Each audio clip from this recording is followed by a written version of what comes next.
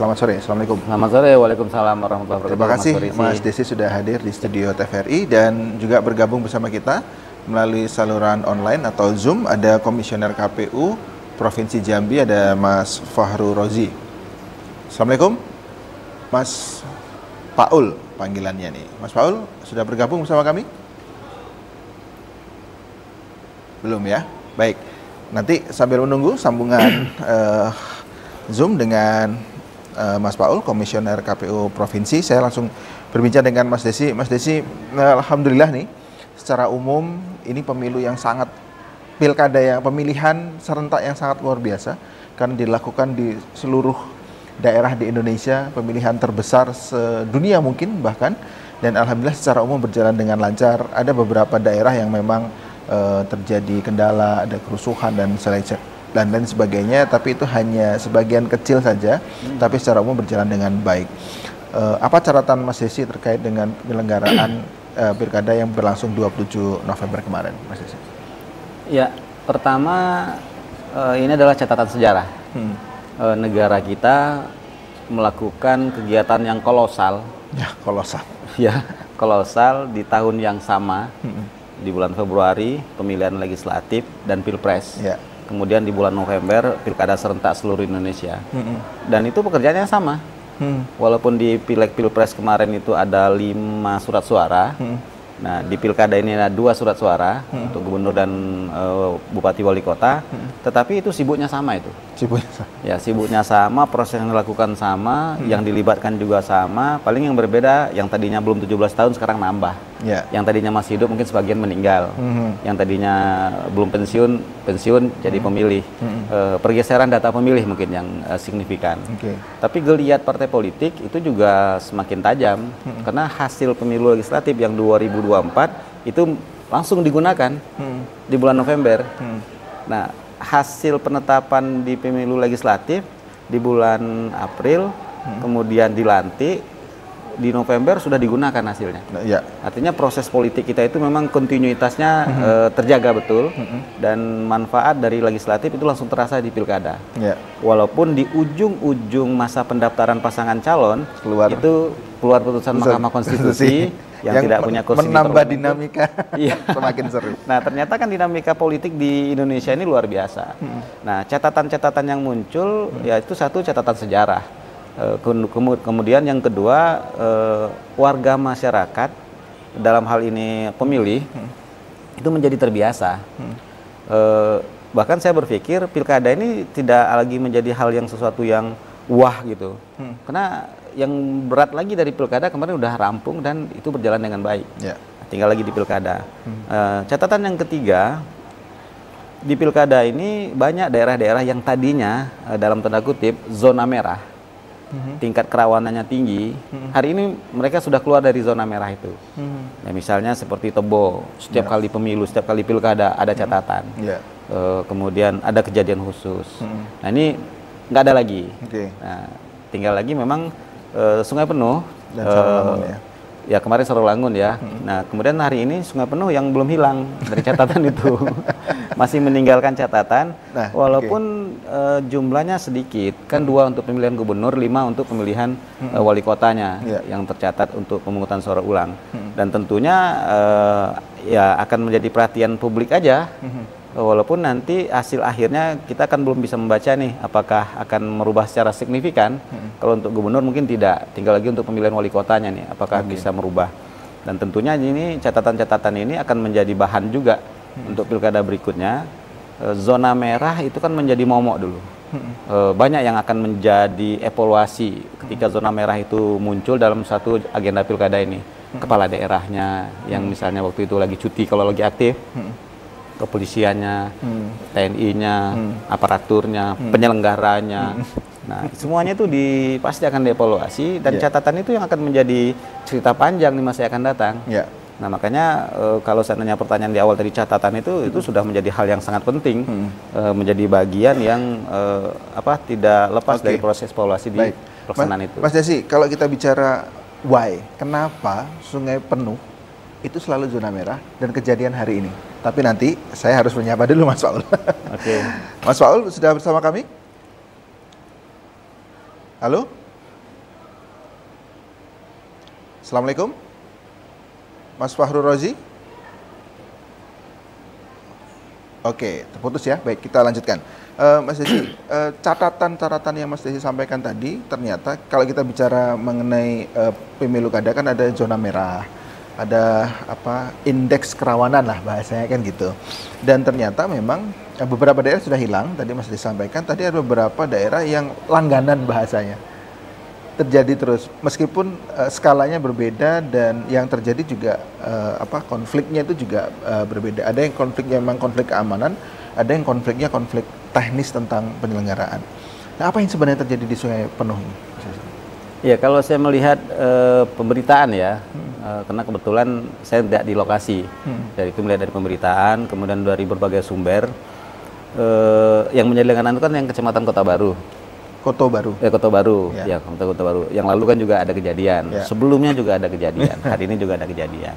Ada yang kejadiannya memang pemilih yang seharusnya nggak milih. Pemilih yang harusnya milih 1 kali, 2 kali. Nah, itu teknis. Kalau yang ini kan kejadiannya cukup luar biasa, sehingga bukan pada pelaksanaannya yang rawan, bukan pada pemungutan suaranya yang rawan, tapi pada penghitungannya. Yang ironisnya lagi, penghitungan di tingkat pemilihan gubernur lancar. Pas penghitungan untuk pemilihan wali kota dan wakil wali kota justru rusuh. Nah, kalau di situ bisa kebaca bahwa penyebabnya adalah dari internal yang menjadi peserta pemilihan kepala daerah untuk wali kota dan wakil wali kota di Kota Sungai Penuh. Karena sepertinya menunggu. Kalau memang penyelenggaraan itu secara global bermasalah, tentu penghitungan untuk tingkat gubernur pasti nggak berlangsung juga dong. Nah, ini penghitungan tingkat gubernur selesai. Nah, pas penghitungan untuk tingkat pemilihan wali kota dan wakil wali kota, justru terjadi kerusuhan. Sehingga kejadian yang menyebabkan pemungutan suara ulang ini itu berakibat dari adanya kerusuhan. Oke. Kita sudah tersambung. Kita sapa dulu Mas Fahru Rozi. Selamat sore, Assalamualaikum. Halo?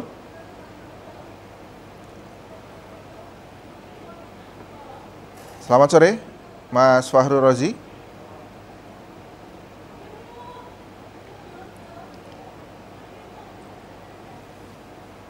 Kita masih coba untuk menyambungkan dengan Komisioner KPU Provinsi Jambi yang saat ini sedang berada di Sungai Penuh, yang sedang melakukan monitoring, pengawasan terhadap PSU yang hari ini ya sedang dilaksanakan pagi tadi sampai tentunya jam 12, jam 1 siang.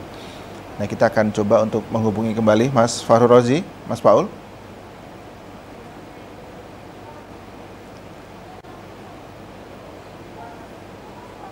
Oke, baik. Saya ke Mas Desi lagi sambil menunggu untuk coba sambungan dengan Mas Paul. Mas Desi, ada 2 kecamatan menurut saya. Desanya artinya ini tidak terjadi di satu TPS saja, tapi di beberapa TPS, 5 TPS kalau tidak salah. Kemudian di beberapa desa dan di 2 kecamatan. Ya, di 2 kecamatan. Apakah ini menurut pengamatan Mas Desi ya, analisis Mas Desi, apakah ini sesuatu yang memang direncanakan atau spontanitas atau apa motifnya? Menarik ini dibahas. Kalau saya lihat tidak direncanakan, tidak direncanakan, dan itu adalah spontanitas yang tentu ada koordinasi dong. Iya. Kok bisa ini reaksi dari proses penghitungan. Kan pasangan calon pasti punya tim dong. Yang mereka juga punya quick count, yang mereka juga punya hitungan cepat, yang mereka juga punya sistem supaya bisa mendapat data lebih cepat. Nah, berdasarkan data sementara mereka mungkin sudah kebaca nih bahwa bakal rendah perolehan suaranya. Nah, sebelum itu terjadi, bagaimana ini bisa diupayakan chaos sehingga tidak terjadi penghitungan.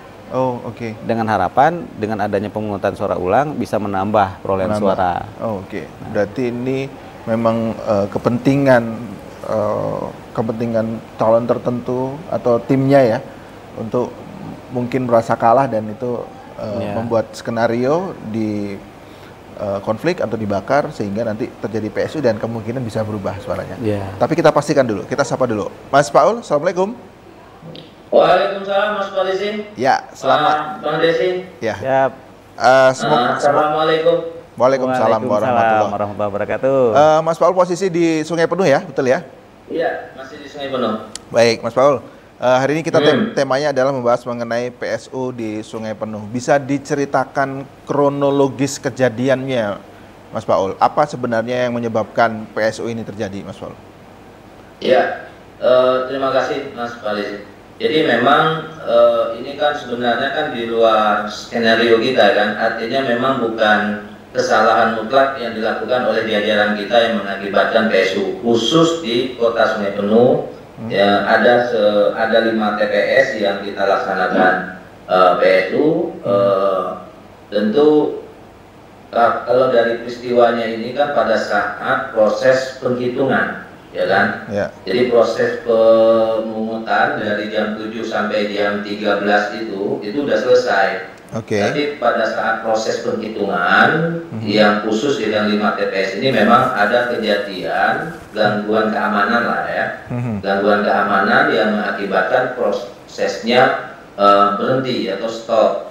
Maka itu berdasarkan peristiwa kejadian itulah maka kita laksanakan proses pemungutan suara ulang. Untuk pemilihan gubernur ada 2 TPS yang kita laksanakan pemilihan gubernur di Kecamatan Kota Baru, itu di desa Dujung Sakti, TPS 1 desa Dujung Sakti sama Kecamatan Pesisir Bukit desa TPS 2 desa Kota 2. Itu 2 TPS itu yang melaksanakan pemilihan gubernur termasuk juga pemilihan wali kota. Jadi untuk pemilihan wali kota ini ada 5 semua TPS, 5 TPS itu melaksanakan PSU dan 2 TPS itu untuk melaksanakan pemilihan gubernur, PSU pemilihan gubernur. Itu Mas Desi. Jadi memang peristiwa ini memang di luar sebenarnya sama-sama kita semua pihak pasti tidak menginginkan peristiwa itu gitu kan. Tapi memang di luar perkiraan kita, memang kejadian itu mungkin spontan dan alhamdulillah memang pihak keamanan dalam hal ini adalah Polda Jambi beserta jajaran bergerak cepat menangkap aktor-aktor yang melakukan mengganggu keamanan, mengganggu suasana dalam proses penghitungan suara kemarin itu. Mas Paul, waktu kejadian itu respon cepat KPU seperti apa? Artinya kan ada pembakaran ya yang terjadi di situ. Nah, setelah ada kejadian seperti itu, apa langkah yang dilakukan oleh KPU kabupaten maupun provinsi? Memang peristiwanya kan spontan ya, ada yang di daerah Desa Renah Kayu Embun itu pembakaran, terus yang 4 TPS itu kan keributan sehingga semua kotak dan surat suara kita berserakan gitu kan, termasuk yang terbakar itu di TPS 2 Renah Kayu Embun itu yang terbakar. Jadi tentu kita karena suasana yang tidak kondusif dan tentu kita mengambil langkah-langkah misalnya mengkoordinasi dengan pihak keamanan termasuk dengan teman-teman Bawaslu untuk menindaklanjuti proses tersebut gitu kan. Nah, memang kemarin ada yang kita proses penghitungan suara yang kita lanjuti, ada juga yang harus kita PSU. Jadi memang kita langkah awal yang kita lakukan kemarin melalui teman-teman KPU Sungai Penuh itu adalah membangun komunikasi, koordinasi dengan pihak keamanan termasuk juga dengan Bawaslu apa upaya-upaya ke depan yang kita lakukan dan tanggal hari ini, tanggal 2 Desember ini kita menindaklanjuti untuk melaksanakan pemungutan suara ulang tersebut, Mas Desi. Mas Paul, apa indikator atau faktor-faktor kemudian ini harus PSU? Kenapa tidak dilanjutkan aja penghitungannya? Atau faktor apa sehingga kemudian ini harus PSU? Apa tolok ukurnya? Contoh misalnya Mas Desi di TPS 2 desa Desa Renah Embun itu RKE itu proses penghitungan surat suara untuk pemilihan gubernur itu sudah selesai, Mas Parisi, sudah selesai. Tapi pada saat kita memulai proses penghitungan suara untuk Pilwako, jadi ada oknum, ada orang yang datang langsung melakukan pembakaran kotak suara, sehingga memang surat suara yang kita hitungkan sudah ada yang terbakar. Jadi memang tidak bisa kita lanjutkan proses penghitungan karena ada surat suara yang sudah dibakar, termasuk juga beberapa TPS yang lainnya itu surat suaranya sudah banyak kan yang rusak, karena memang dalam kondisi waktu peristiwa kejadian itu karena dalam kondisi hujan yang lebat gitu. Jadi ada yang rusak ataupun ada yang basah, yang sehingga memang tidak bisa kita lakukan proses penghitungan. Karena pada prinsipnya proses pemungutan itu jam 7 yang sampai jam 13 itu sudah selesai. Hanya saja ini kita tinggal menghitung surat suara yang sudah dicoblos oleh pemilih pada jam 7 sampai jam 13 itu. Maka surat suaranya tidak ada yang tidak ada.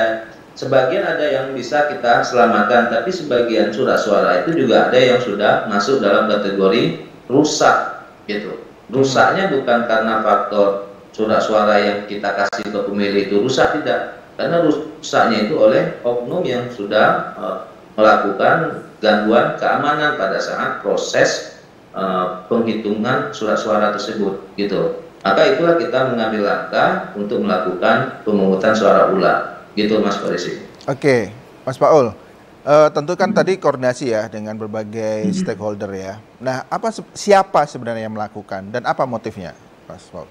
Ya, ini kan kita tidak sampai ke situ ya. Jadi ini kan silakan memang pihak keamanan, dalam hal ini ada Polda yang terus melakukan pendalaman untuk menindaklanjuti kasus terkait tentang gangguan keamanan yang terjadi di Kota Sungai Penuh ini. Ya, termasuk teman-teman Bawaslu Provinsi Jambi juga sekarang sedang melakukan proses penanganan pelanggaran sesuai dengan aturan yang ada, dan pihak kepolisian juga sekarang sebagian kan sudah ada tuh yang ditangkap, yang melakukan oknum-oknum yang melakukan gangguan tersebut. Sudah ada sebagian yang sudah ditangkap dan bahkan pelaku sudah dibawa ke Polda Jambi gitu.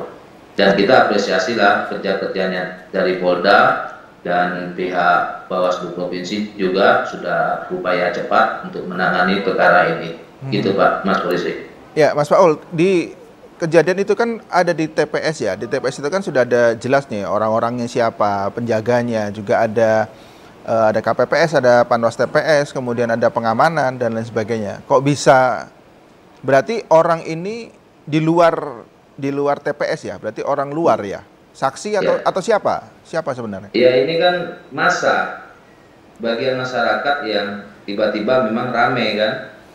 Memang kan kita nggak tahu ya, di kawan-kawan KPPS pun juga tidak bisa menghindari lagi peristiwa itu ketika peristiwa itu terjadi. Dan ini memang spontanitas, Mas Parisi. Jadi begitu proses itu, begitu ada masyarakat, massa yang ramai datang ke TPS melakukan melakukan upaya-upaya yang sehingga mengakibatkan mengganggu proses penghitungan surat suara tersebut gitu. Jadi memang peristiwa ini ya kita tunggu saja lah nanti pengungkapan yang dilakukan oleh pihak Polda, apa modus-modus dan siapa aktor-aktor semuanya yang dibalik semua peristiwa ini terjadi. Gitu Mas Baris.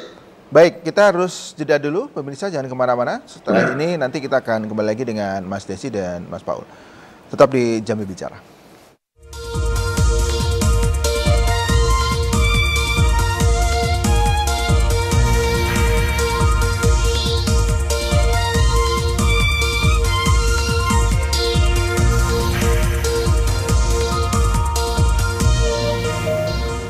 Terima kasih pemirsa masih tetap bersama kami di Jambi Bicara. Tema kita hari ini adalah PSU di Sungai Penuh. Ada Mas Desi Arianto, narasumber kita sebagai pengamat politik dari KPPD Provinsi Jambi, dan juga ada Mas Fahru Rozi, Komisioner KPU Provinsi Jambi yang sudah melaporkan tadi. Kita berdiskusi secara langsung, beliau dari Kota Sungai Penuh, tempat pelaksanaan PSU. Saya kembali lagi ke Mas Desi. Mas Desi, tadi sudah kita dengarkan sama-sama bagaimana proses kronologis kejadian. dan juga apa respon-respon yang sudah dilakukan oleh KPU. Langsung koordinasi, kemudian rapat dan memutuskan bahwa akan dilakukan pemungutan suara ulang. Apakah sudah tepat, sudah pas langkah yang dilakukan oleh KPU? Ya, pemungutan suara ulang itu kan dijamin oleh undang-undang terkait dengan menjaga azas pemilu. Ketika pemilu atau pilkada itu azasnya adalah langsung, umum, bebas, rahasia, jujur, dan adil. Ketika salah satu saja dilanggar atau tidak sesuai dengan azas, salah satu solusinya adalah pemungutan suara ulang. Nah, ini untuk menjamin proses demokrasi supaya berjalan dengan baik. Nah, makanya tidak tabu sebenarnya pemungutan suara ulang. Tinggal lagi penyebab pemungutan suara ulang itu adalah apa. Oke. Nah, misal kalau sebelum-sebelum ini ada pemilih yang menggunakan hak pilihnya 2 kali, berarti nggak jujur dong. Iya. Terlanggarlah azas. Gara-gara satu orang kemudian semuanya? Bisa. Lebih dari 1 orang. Oh, lebih 1 orang. Ya. Itu langsung azasnya terlanggar dan harus dilakukan pemungutan suara ulang supaya bikin azas, repot yang lain berarti ya. Iya, tapi azas demokrasinya terjaga walaupun ada efek negatif yang muncul dari pemungutan suara ulang itu. Nah, dan yang menjadi khawatir penyebab pemungutan suara ulang itu hal-hal yang di luar norma. Ya, seperti kerusuhan ini. Yeah. Nah, di situ banyak dilanggar, jujurnya nggak lagi, rahasianya nggak lagi. Karena kan surat suara hasil pemungutan suara itu sudah buyar, sudah bisa dilihat oleh siapapun. Sementara rahasia itu kan dijamin dengan sampai kotak surat suara itu dibuka oleh petugas yang diberikan kewenangan oleh negara. Jadi selain dari petugas yang diberikan kewenangan nggak berhak dia membuka. Nah, dibuka oleh orang yang tidak berwenang sehingga azas itu terlanggar lagi. Dan itu harus dilakukan pemungutan suara ulang. Kalau saya lihat sistem demokrasi kita melalui pemilu dengan tata aturan yang dilakukan oleh KPU dengan PKPU-nya itu udah luar biasa menjaga suara rakyat tadi. Kalau seandainya kita mau sederhanakan, udah kita hitung aja yang bagus-bagus misalnya. Yang rusak kita anggap rusak. Selesai kan? Nah, tetapi pemilu harus menjaga suara rakyat. Karena pemilu itu dalam rangka menegakkan kedaulatan rakyat. Dan rakyat itu untuk bisa jadi pemilih syaratnya luar biasa. Harus didata 1,5 tahun dari H- menjelang pemungutan suara, berapa banyak proses pendataannya, berapa kali ulang. Nah, bayangkan kalau seandainya setelah mereka menggunakan alat suara yang berbentuk surat suara tadi itu tidak terjaga. Nah, makanya regulasi mengatur untuk menjaga itu dan bukan hal yang tabu pemungutan suara ulang itu. Nah, memang waktunya sangat singkat, lebih kurang 10 hari dari proses sampai ke hari ini. Kemudian butuh biaya, kemudian juga rentan terhadap suhu politik yang ya bisa memanas. Contohnya kan cepat nih naik suhu politiknya di Sungai Penuh ketimbang di daerah lain. Nah, tentunya juga yang paling ditakutkan nanti hari ini jumlah pemilih yang datang ke TPS dibandingkan dengan tanggal 27 November kemarin, partisipasi ya, bisa saja menyebabkan menurunnya partisipasi. Karena orang akan habisin waktu lah.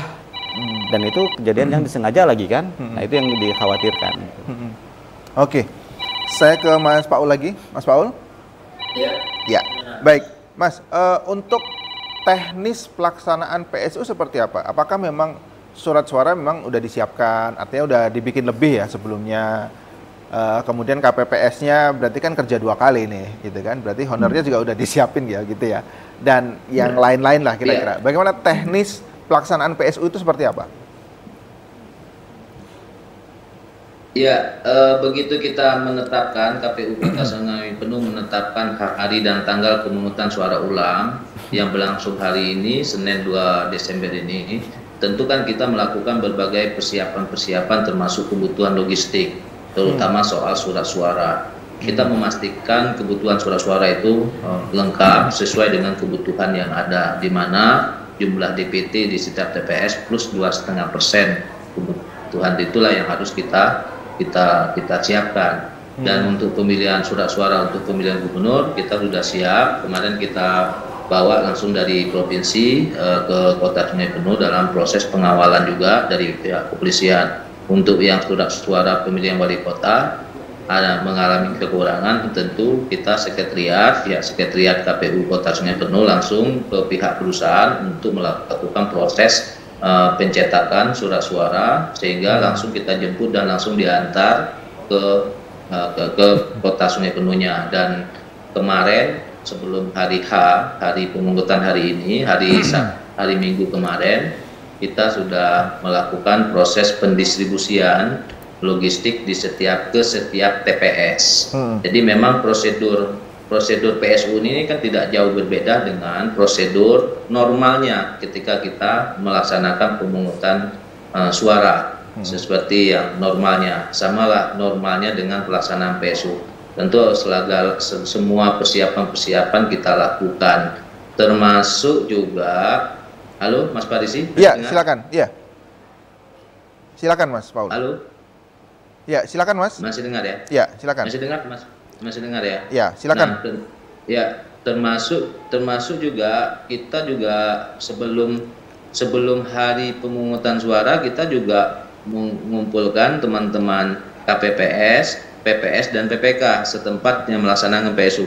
Artinya kita rapat koordinasi, tentu kita menjelaskan semua persiapan yang kita lakukan pada hari pemungutan suara ulang ini. Kita rapat koordinasi di jajaran kami di internal, termasuk teman-teman Bawaslu juga rapat koordinasi semua jajaran, baik Panwascam, PPKD-nya sama pengawas TPS-nya. Jadi kita melakukan persiapan memastikan ketaatan prosedur pada hari pemungutan suara itu berjalan dengan apa yang kita harapkan. Dan dari pantauan kami di lapangan untuk 5 TPS itu, ya alhamdulillah memang prosesnya kita pastikan yang pertama itu prosesnya itu berjalan sesuai dengan mekanisme. Jadi tidak ada sebenarnya hal-hal yang membedakan dalam proses pelaksanaan PSU ini dengan pelaksanaan pemungutan suara pada hari-hari yang normal, ya kan? Pada tanggal 27 November kemarin dengan tanggal 2 Desember ini tidak ada yang berbeda, prosesnya sama. Jadi sama, tidak ada yang berbeda. Mas Paul. Jadi tentu itu yang kita pastikan lagi dalam proses PSU ini, gitu Mas. Baik, Mas Paul, berarti kan pelaksanaan hari ini ya. Gimana pelaksanaan tadi Mas? Apakah juga berjalan dengan lancar? Iya. Penghitungan suara juga selesai, lancar semuanya? Iya. Dan bagaimana tingkat partisipasinya? Apakah sama atau menurun atau bagaimana? Iya. Ya. Alhamdulillah proses pemungutan suara dari jam 7.13 itu semuanya sudah berjalan dengan lancar, kondusif, dan sesuai apa yang kita harapkan, dan teman-teman juga sudah melakukan proses penghitungan. Jadi sudah melakukan proses penghitungan di tingkat TPS yang dilakukan oleh KPPS. Jadi kalau saya lihat di beberapa TPS tadi, ada sekitar 5 TPS itu, ya kita melihat antusias masyarakat, pemilih yang datang ke TPS itu cukup tinggi, Mas Parisi. Saya pikir, saya koordinasi ya, saya ngobrol-ngobrol dengan teman-teman PPK tadi, termasuk dengan masyarakat di sekitar. Sebenarnya tidak ada yang berbeda, justru sebagian masyarakat tuh bilang ini yang ramai daripada yang normal gitu, nah kan. Jadi memang tidak begitu mempengaruhi juga ya pelaksanaan PSU.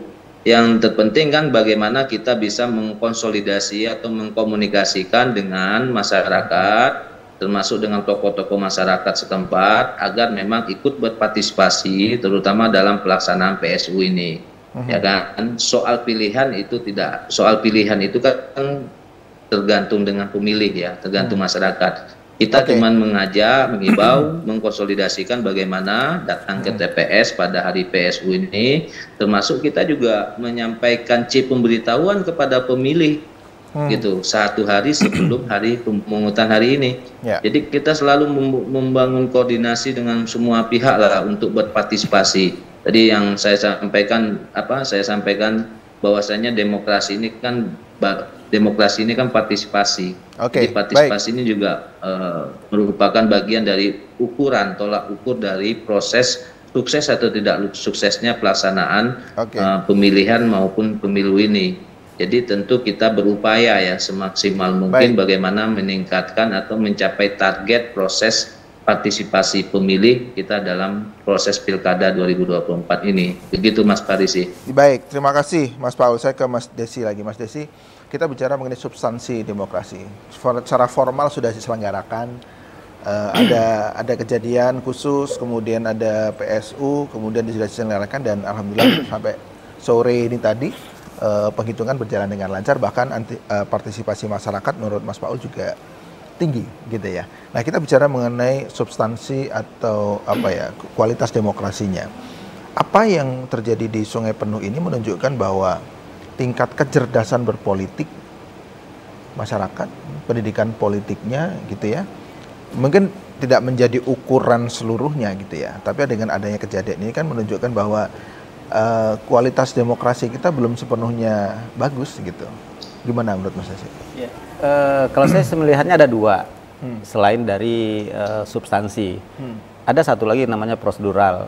Jadi di penyelenggaraan pemilu ini ada dua pendekatan, prosedural dan substansi. Ya, formal dan substansial. Ya, prosedural itulah yang disampaikan oleh Mas Paul tadi. Ketika terjadi kerusuhan, ada yang dilanggar, akhirnya pemungutan suara ulang untuk menjaga tadi. Itu proseduralnya. Substansinya adalah azas pemilu itu berjalan dengan baik. Dua hal ini berjalan dengan baik akhirnya, dan substansi prosedural semuanya berjalan dengan baik.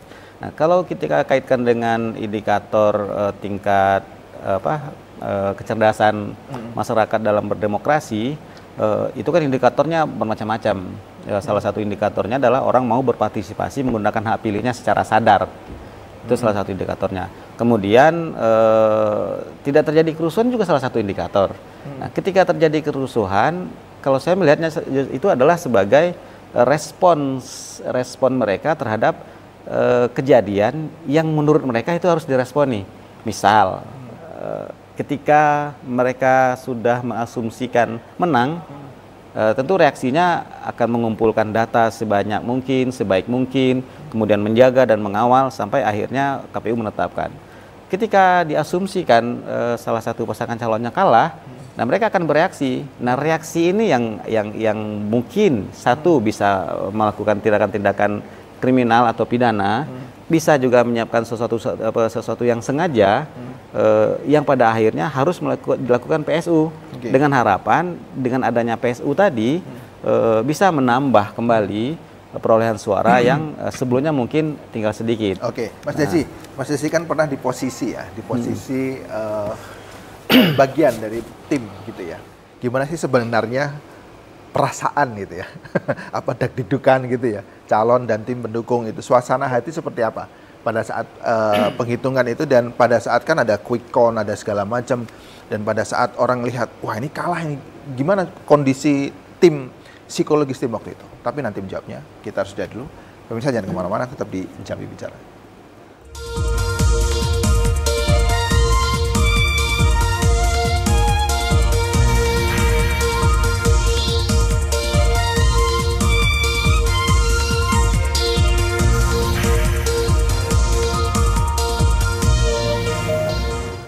Untuk dibakar atau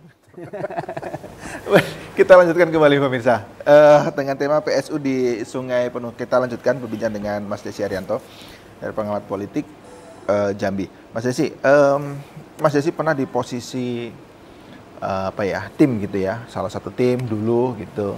Bagaimana sebenarnya kan masing-masing calon juga nyoblos nih. Kemudian setelah itu juga tim-tim juga nyoblos masing-masing, kemudian pasti ngumpul gitu ya di posko pemenangan atau apa gitu istilahnya, sambil menunggu proses penghitungan suara. Sebenarnya gimana kondisi psikologis tim waktu itu pada saat penghitungan seperti itu, Mas? Buat saya pribadi, pertama saya bersyukur, Mas, mendapat pengalaman itu.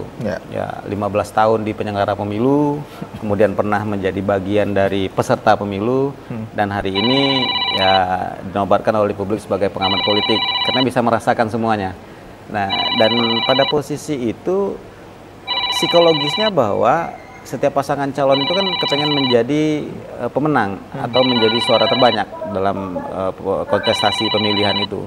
Nah, makanya dibentuk tim, dan tim ini memang bekerja untuk pasangan calon supaya pasangan calonnya itu bisa menang atau memperoleh suara terbanyak. Nah, ketika pada posisi seperti hari ini di Sungai Penuh, itu gimana kondisi psikologisnya? Kondisi psikologisnya tentu dan 5 ya calonnya ya. Yang di Sungai Penuh ya? Ya. Di Provinsi Jambi ini ada satu Kabupaten Sarolangun dan 1 kota Sungai Penuh yang calon kepala daerahnya 5 pasang. 5 pasang. Ya. Artinya persaingan ketat gitu ya. Ketat. Tapi Sarolangun aman. Ya. Sarolangun aman, kondusif, bahkan walaupun istilahnya ada yang menang tebal dari pasangan calon yang lain, toh hari ini tidak ada kejadian yang luar biasa. Nah, memang beda dengan Sungai Penuh ini.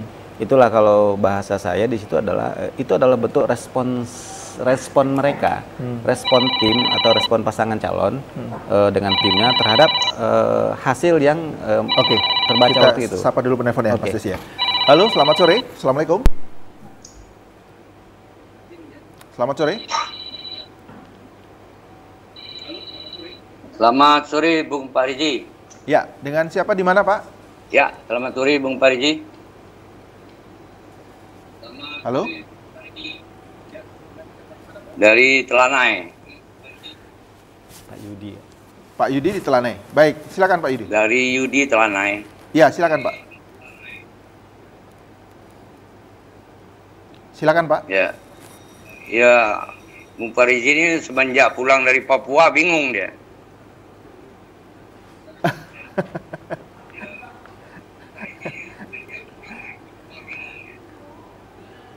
Silakan Pak Yudi. Ya baik, terima kasih Bung Pariji. Ya, saya coba tanggapi dulu. Ya kalau kita ikuti 5 tahun pemilu ini memang saya sependapat dengan Bung Desi bahwasanya daerah merah itu ya di Kabupaten Tebo, Kabupaten Kerinci dan Sungai Penuh. Itu terus. Dulu kan ada pembakaran di Sungai Penuh itu kantor KPU-nya kan. Jadi kan itu. Nah, masalah ini sebenarnya penebalan dari kepolisian ya sudah melalui SOP dia.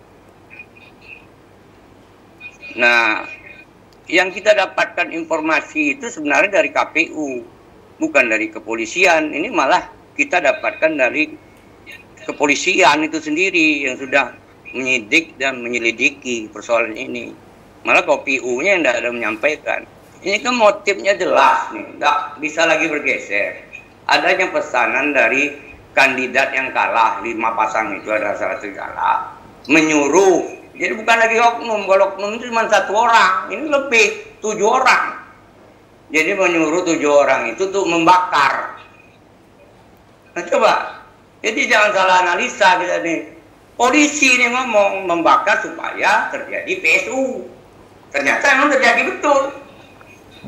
Nah justru itu evaluasinya menurut saya KPU yang akan datang itu memang kotak suara itu hati-hati atau benar-benar dipantau betul di Kerinci itu kan kecolongan kalau adanya penyerobotan.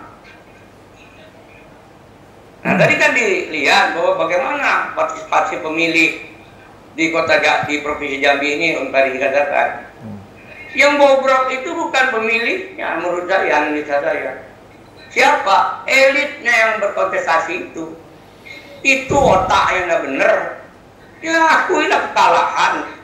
Itu otak tidak benar. Gimana dia mau memimpin? Masyarakat tidak salah, yang disuruh tidak salah, dibayar. Nah di situ kalau kita cerita masalah bagaimana persoalan partisipasi pemilih sana. Ya itu tadi oknumnya itu yang tidak benar. Justru itu evaluasinya untuk datang hati-hati di daerah yang merah itu.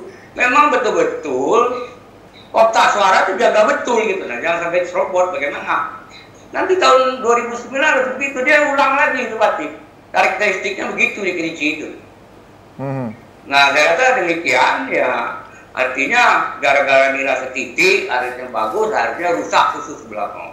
Baik. Jadi KPU saya harapkan memang betul zona merah terus tuh Tebo sama Kerinci itu terbukti terus tiap 5 tahun terjadi terus. Itu saja saya rasa ya mudah-mudahan PSU ini berjalan dengan aman ya begitu. Baik. Yang menang sih tetap menang lah, yang kalah pasti tetap kalah. kalau caranya begitu. Saya demikian, terima kasih. Baik. Mohon maaf, bila topik wadaya. Wassalamualaikum warahmatullahi wabarakatuh. Waalaikumsalam. Terima kasih Pak Yudi di Telanai atas atensinya. Sebelum ke Mas Paul, saya ke Mas Desi. Mas Desi, kita lanjutkan tadi ada pertanyaan nyambung dari sebenarnya apa yang disampaikan. Jadi elitnya nih, kalau pelaku ini mungkin hanya disuruh saja gitu ya. Sebenarnya kan kita juga ada fakta integritas, siap menang, siap kalah, pilkada damai dan lain sebagainya. Tapi itu hanya seremonial saja sepertinya. Mas Desi gimana? Ya, itu mungkin yang dinamakan kecerdasan politik ya, dalam menyikapi hasil dari kontestasi politik tadi. Nah, seperti disampaikan oleh Pak Yudi tadi, ada yang nggak siap. Nah, dengan tidak siap itu akhirnya melakukan segala cara. Nah, ketika sudah ada bahasa segala cara dalam tanda kutip, artinya kan tidak peduli ini berisiko ataupun tidak berisiko. Nah, kalau kita pikir secara normal, ini kan pasti akan berakibat pidana. Pelakunya akan dipidana, akan dihukum, akan berakibat fatal kepada pelakunya, dan itu akan menjadi catatan. Nah, seantero kota Sungai Penuh orang akan tahu, oh 7 orang itu kemarin pelakunya. Ketika dia lepas dari sanksi, kemudian masuk ke masyarakat, lah ini kemarin kan sanksinya luar biasa itu, sampai mereka mungkin turun-temurun masih ada capan itu juga, dan itu sangat kalau mengganggu. Tadi kemungkinan ada orang yang nyuruh, harusnya sampai ke situ dong penyelidikannya. Iya, sama dengan nggak mungkin 7 orang itu bergerak sendiri gitu. Iya, makanya evaluasi dalam hal ini tidak hanya kepada pelaku saja. Tentu ada tindakan yang sebelumnya. Kenapa mereka berani melakukan motifnya itu? Sama dengan kegiatan money politik. Saya memberikan uang kepada Anda untuk memilih si A. Apakah saya bergerak sendiri atau saya ini ada yang menyuruh? Kalau seandainya saya bergerak sendiri, uangnya dari mana? Uang siapa? Semuanya akan ditelusuri. Karena cara kerja polisi kita kan pasti tahu nih, mereka akan mencari sampai ke ujung-ujungnya kenapa itu bisa terjadi. Karena efek dari tindakan pidana ini kan jangan terulang lagi. Efeknya efek jerah.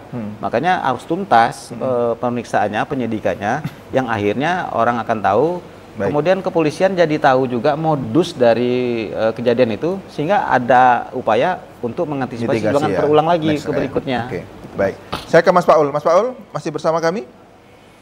Siap, Mas Faris. Ya, Mas Paul, ada catatan tadi dari Pak Yudi bahwa ini berulang di tahun yang lalu juga seperti itu, tahun-tahun sebelumnya juga seperti itu. Ada enggak memang antisipasi lebih gitu ya? Sekali lagi antisipasi lebih yang dilakukan dari KPU maupun kepolisian dan lain-lain di Kota Sungai Penuh khususnya yang zona merah. Ya, mungkin ini kan bagian dari catatan evaluasi lah ya, peristiwa pemilu Pilkada 2024 ini ya kan. Ya, artinya kan ini kan yang saya sampaikan tadi, bahwasanya peristiwa ini kan PSU ini kan kejadian. Ya, kami kan selalu melakukan upaya persiapan, misalnya adalah misalnya peningkatan SDM dan kualitas jajaran ad hoc kami, terutama di teman-teman jajaran KPPS. Ya, artinya dengan pelaksanaan PSU ini kan bukan karena faktor kelalaian atau kesalahan yang dilakukan oleh teman-teman KPPS, ya kan? Jadi ini juga perlu kami luruskan ya. Ini kan juga karena faktor lain ya, karena ada gerakan-gerakan yang ada unsur apakah itu disengaja atau tidak disengaja, kita tunggu dulu hasil dari pihak kepolisian atau Bawaslu. Nah, artinya kan ini selalu kita lakukan upaya-upaya mitigasi proses-proses pencegahan yang kita lakukan agar jangan sampai terjadi peristiwa ini sebelum pelaksanaan Pilkada 2024 ini. Artinya kita sudah melakukan mitigasi nih, apa potensi-potensi masalah yang bakal terjadi. Nah, artinya kan kita sudah merencanakan nih, sudah merancang, menyusun apa masalah dan apa solusi yang kita lakukan terhadap jajaran kita. Dan dengan peristiwa yang di Kota Sungai Penuh ini kan semuanya kan terjadi ya spontan ya, spontanitas, dan itu di luar dugaan kita gitu nah kan. Termasuk mungkin bisa jadi di pihak-pihak keamanan ya, pihak kepolisian atau pihak keamanan yang ada. Ya artinya kita sudah melakukan upaya semaksimal mungkin kan. Tapi dengan kejadian ini tentu tetap menjadi catatan evaluasi kita. Tentu karena nanti pada pelaksanaan pemilu ataupun pilkada 5 tahun nanti ke depannya tentu kita akan tetap membangun komunikasi koordinasi lagi dengan pihak keamanan, apa upaya-upaya mengantisipasi. Bahkan Bawaslu Provinsi juga setahu saya yang saya baca di beberapa media itu Bawaslu juga sudah merilis IKP itu kan, Indeks Kerawanan Pemilihan itu. Jadi Bawaslu juga sudah, artinya dengan rilisan IKP oleh Bawaslu Provinsi juga menjadi perhatian kami juga apa upaya-upaya yang harus kami lakukan gitu kan. Dan ya itu, apa yang kita lakukan itulah yang kita laksanakan, apa yang kita mitigasi, yang kita rencanakan, itulah yang kita lakukan pada hari pemungutan suara tanggal 27 November yang lalu. Namun ketika ini terjadi, pasca itu terjadi ya, semuanya tidak kita inginkan sebenarnya peristiwa ini gitu kan. Tapi dengan ada peristiwa ini ya, tadi yang Bang Desi sampaikan, bagaimana prinsip, meyakinkan prinsip penyelenggaraan itu yang jurdil dan luber itu memang kita pastikan bisa kita jalankan dan prinsip itu bisa kita pertanggungjawabkan gitu Mas Farisi. Jadi menyampaikan ada dugaan ya, artinya kalau ini bukan oknum, tapi karena ini 7 atau 9 orang pasti ada yang mengkoordinasi, ada yang memerintahkan. Nah ini siapa? Apakah pernah sudah sampai ke situ mungkin koordinasinya dengan apabila itu nanti ada kaitannya dengan pasangan calon tertentu, tentunya kan sudah ada deklarasi kampanye damai, ada fakta integritas, dan lain sebagainya. Apakah itu sudah dilakukan di tingkatan kabupaten, kota? Jadi secara persiapan kita juga, teman-teman KPU Sungai Penuh juga sudah melakukan persiapan, rapat koordinasi dengan semua pihak, termasuk dengan pasangan calon gitu kan. Memastikan bagaimana kita sama-sama menjaga kondusivitas. Kalau persoalannya modusnya apa dalam peristiwa ini ya kita tunggu saja nanti hasil dari proses pemeriksaan yang dilakukan oleh pihak Polda Jambi ya, karena ini menjadi atensi khusus oleh pihak Polda Jambi dalam proses mengungkap perkara ini. Dan makanya saya di awal saya menyampaikan apresiasi lah pihak Polda yang sudah mengamankan beberapa orang yang membuat kerusuhan tersebut. Masih ada satu segmen lagi pemirsa, tetap bersama kami di Jambi Bicara. Kita kembali saat lagi.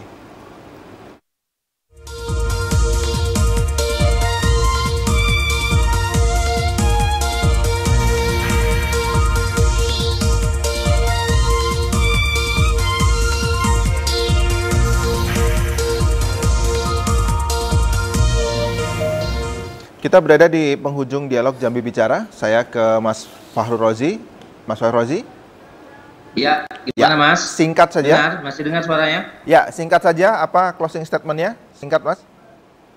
Mas Fahrul. Kita sama-sama proses ini, kita sama-sama untuk mengawal pelaksanaan ini karena memang masih ada proses tahapan pelaksanaan pilkada ini, karena sebagian hari ini teman-teman di KPU Kabupaten Kota melaksanakan rapat pleno rekapitulasi hasil perolehan suara di tingkat kabupaten kota. Termasuk kita insya Allah di tingkat provinsi nanti yang kita jadwalkan tanggal 8 dan 9 Desember ini untuk melakukan rapat pleno rekapitulasi untuk tingkat provinsi, hanya untuk rekapitulasi untuk pemilihan gubernur dan wakil gubernur. Artinya kita mohon partisipasi dari semua pihak. Pastikan proses rekapitulasi ini akan sesuai dengan prosedur, sesuai dengan regulasi yang sudah diatur ataupun sudah ditetapkan, yaitu peraturan KPU nomor 18 tahun 2024 ini. Saya pikir itu Pak dan kami juga mengucapkan terima kasih dari semua pihak yang telah turut sukses melaksanakan, bekerja sama menyukses pelaksanaan Pilkada 2024 di Provinsi Jambi. Secara umum kita apresiasi pelaksanaannya cukup lancar, kondusif dan sukses, dan kita sama menjaga untuk kepentingan daerah kita yaitu Provinsi Jambi ini. Terima kasih Mas Farisi. Lagi terima kasih Mas Fahrul Rozi, Komisioner KPU Provinsi Jambi dari Sungai Penuh. Semoga semuanya berjalan dengan baik dan lancar. Mas Desi, terakhir. Silakan. Oke, terima kasih Mas. PSU memang tidak bisa memuaskan semua pihak. Tetapi setidaknya PSU itu bisa memberikan jawaban bahwa inilah hasil yang terbaik. Karena memang PSU itu disediakan oleh undang-undang, oleh regulasi untuk menjawab persoalan-persoalan itu tadi dan menjaga azas dari pemilu. Jadi PSU tidak tabu. Kita tunggu aja hasilnya, mudah-mudahan masyarakat bisa percaya dan bisa menjaga azas pemilu dengan baik. Baik, terima kasih Mas Desi Arianto, pengamat politik sekaligus founder atau pendiri komunitas peduli pemilu dan demokrasi Provinsi Jambi, dan juga tadi Mas Paul di Sungai Penuh. Demikian tadi dialog kita pada sore hari ini, pemirsa. Terima kasih atas perhatian Anda. Saya Muhammad Farisi, saya akhiri. Assalamualaikum warahmatullahi wabarakatuh. Sampai jumpa.